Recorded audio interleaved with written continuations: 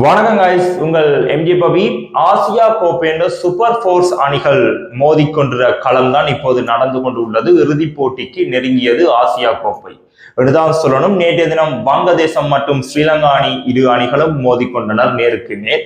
முதல்ல துடுப்பாட்டம் ஆடிய நம்முடைய ஸ்ரீலங்கா டீம் 168 ஓட்டங்களுக்கு 7 இலக்குகளை இழந்த நிலையில மிகவும் சிறந்த ஒரு துடுப்பாட்டத்தை தசுல் ஷனக வெளிப்படுத்தியிருந்தார். அணித்தலைவர் சரித் அசலங்க மிகப்பெரிய ஒரு தவறொன்றை விட்டிருந்தார் தான் குறிப்பிட வேண்டும்.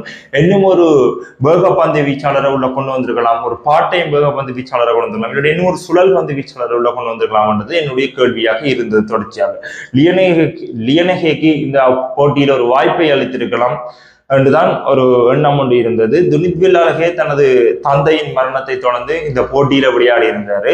அவரை கொஞ்சம் ட்ராப் பண்ணி அவருக்கு ஒரு ஓய்வு ஒன்று கொடுத்துருக்கலாம் என்றதுதான் உண்மைக்கும் ஒரு முக்கியமான விஷயம். சரி, துனித் வில்லாலகே பதிலா என்னுடைய சஜஷன் நேற்றைய தினம் லியனஹேயை கொண்டு வந்திருக்கலாம் என்றது என்னுடைய விருப்பம். நீங்க சொல்லுங்க கொமாண்ட்ல. சரி, இப்ப போட்டிக்குள்ள போகும். பங்களாதேஷ் துடுப்பாட்டத்தை ஆடி இருந்தாங்க. ஓப்பனே செட் மிகவும் அற்புதமாக அடிச்சிருந்தாரு. 50 அரைச்சத ஓட்டங்களை கடந்திருந்தார். ஓப்பன் துடுப்பாட வீரர் ஜொலிக்கணும்டா நேற்றைய தினம் மிகவும் சிறப்பாக ஜொலிச்சு இருந்தாருன்னு தான் சொல்லணும். ஆனா தசுல் ஷனக இந்த போட்டியை விறுவிறுப்பாக இறுதி மட்டும் கொண்டு சென்றிருந்தார் என்றுதான் குறிப்பிடத்தக்க வேண்டிய ஒரு விஷயம். இறுதி பந்தில் மட்டும் இந்த போட்டியை நுனி சீட்ல இருக்க வச்சிருந்தாரு தசுல் ஷனக. உண்மைக்குமே ஸ்ரீலங்கா டீமுக்கு T20க்கு ஒரு நம்பர் 1 கேப்டனான தசுல் ஷனகாக தான் கொடுக்கணும். ஒரு பினிஷரா, ஒரு ஆல்ரவுண்டரா தன்னுடைய திறமையை தொடர்ச்சியாக வெளிப்படுத்தி கொண்டு வருகின்றார். நேற்றைய தினம் அவர் வீசிய இறுதி ஓவர் மிகவும் துல்லியமாக இருந்தது. சிலோவர் 1 என்று ஒவ்வொரு பந்துகளையும் மிகவும் நுணுக்கமாக வீசியிருந்தார். அந்த ஒரு ஓட்டத்திலேயாவது நான் அப்படியாவது என்னுடைய டீமை ஜெயிக்க வைக்கலாதா என்ற ஒரு மிகப்பெரிய ஒரு எதிர்பார்ப்போட இருந்தார்கள் ஸ்ரீலங்கா ரசிகர்கள். பேட் லக்னு தான் சொல்லணும். ஸ்ரீலங்கா டீம் அடுத்த தொடர்களை மிகவும் சிறப்பாக ஜொலிக்க வேண்டும். ஸ்ரீலங்கா பந்து வீச்சாளராக வனிந்து கசரங்க ஆட்டி இருந்தார் என்றுதான் சொல்லணும். வனிந்து கசரங்க மிகவும் துல்லியமான ஒரு பந்து வீச்சாளர் என்றுதான் சொல்லணும். ஓரளவு ரன்னை விட்டு கொடுக்காம கட்டுக்கோப்புல வச்சிருந்தார் ஒரு பந்து வீச்சு. அதுல அணித்தலைவர் சரித் அசலங்க மன்னிக்கணும், சரித் அசலங்க தரித்திர அசலங்கன்னு தான் சொல்லணும்.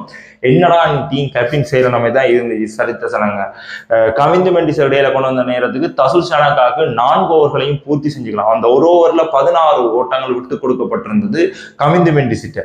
அந்த ஓட்டங்களுக்காக வருத்தப்பட்டிருப்பாங்க பெவிலியனுக்கு போய் என்றதுதான் குறிப்பிடத்தக்க விஷயம். ஆனா ஒரு பந்து வீச்சாளருக்கு வாய்ப்பளிக்கிறன்றது முக்கியம்.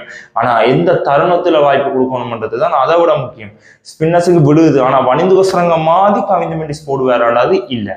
அதுதான் 100% உண்மை. சரி, அடுத்த போட்டியில பார்ப்போம். ஆனா ஸ்ரீலங்காவுக்கு ஒரு வாய்ப்பு இருக்குதா என்றால் ஸ்ரீலங்கா பாகிஸ்தானுக்கு மிகப்பெரிய ஒரு வெற்றி ஒன்று அடையணும். அதே மாதிரியே இந்தியாவோட ஃபைட் பண்ணணும். அதுக்கு பேர்ந்து பாகிஸ்தான் பங்களாதேஷை அடிக்கணும், இந்தியாவோட தோக்கணும். நெட் ரன் ரேட்லாம் ஸ்ரீலங்கா உள்ள வரலாம். இப்படி ஒரு கட்டத்துலதான் இப்ப ஸ்ரீலங்காவுக்கு கட்டம் போய்கொண்டு உள்ளது. சரி, நாங்க அடுத்த வீடியோல சந்திக்கிறோம் உங்களை. எம்ஜி பவி ஸ்ரீலங்கா பாகிஸ்தான் அடுத்த மேட்ச் அதுல உங்களை சந்திக்கிறேன். டட்டா. மறக்காம நீங்க ஸ்ரீலங்கன் சப்போர்ட்டர்டா கொஞ்சம் பலூட் ஆயிருங்க, பிரச்சனை இல்லை. ஏன்டா ஸ்ரீலங்கா டீம் கம்பேக் கொடுப்பாங்க.